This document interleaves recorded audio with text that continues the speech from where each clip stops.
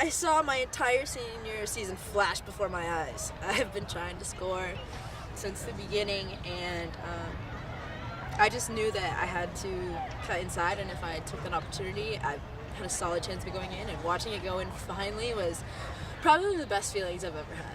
Oh my goodness. It's so funny. My sophomore year, I scored out here, actually on this field, and I started crying, like, on the field. I was like, oh, this is embarrassing. And people literally saw me and were like, were you crying? And I was like, no. And I scored out here, and I almost started crying. I was like, pull it together. Can't do this again. But it was just straight, like, it was just like a high, like scoring goals. Anybody that plays any sport, like scoring is just like a momentary high, and you're on cloud nine, and there's nothing that can take that away from you because you earned it. I think it's a really good feeling to have. They just said, they've been telling me since the beginning, like, it's coming, and everyone was so happy for me. They were like, it finally came, like, you did it, like, it finally came. So they've just been a really good support system, and they've never been like, oh, like, what's happening, like, why aren't you scoring? It's always been a really good, like, support system to have. So once I finally got it, it was just like so many cheers and inside jokes all around.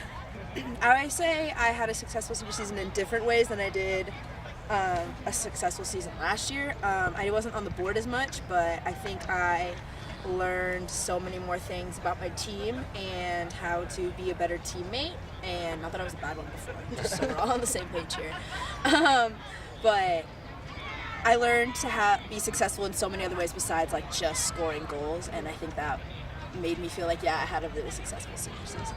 It's always a battle, and we play completely different styles of soccer, so it's really frustrating for one of us to get the upper hand on the other one. And I think that we came out and played and fought hard, and I think it showed, and I don't think anyone that watched that game was like, oh, like, this other team was completely supposed to win, or we were, you know what I mean? Like, it wasn't completely one-sided, and I think that we can hang with the best, and I saw nothing.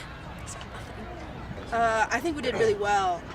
There's not many young people on our team. Well, I mean, like freshmen, I guess, and so we all really know how U of A plays, and people that are from here completely know how U of A plays, and so because we are a more on-the-ground, like, technical team, we know how to deal with that kind of pressure. So when they're coming at us, it kind of pulls them more in, and then it gives us more space to play, and that's why I had so much space behind them. Believe in yourself and fight every single day. You joined the hardest conference for soccer in the country, and so for me, one season was really, really good, and the next season it was very, very tough. Believe in yourself every single day. Fight every single day. You are here for a reason. I think that this collegiate soccer is a very mental game, and to stay positive is probably your biggest asset, because you're here for a reason, and you're good enough to be here. So as long as you can stay positive and prove that you're positive on and off the field, you're gonna be successful. And I think that's the best thing you can do as a player. This past season, we went on this retreat as a team, and we went up to the woods, and we stayed in this big cabin, and it was so cool. And we played games, and we just had a really good time as a team. And I think that was really good because there was, like, we all knew what we had to do this season, but at the same time we were all getting to, like, know each other on, like, such a deeper level, and I think that was probably my fondest memory as a summer.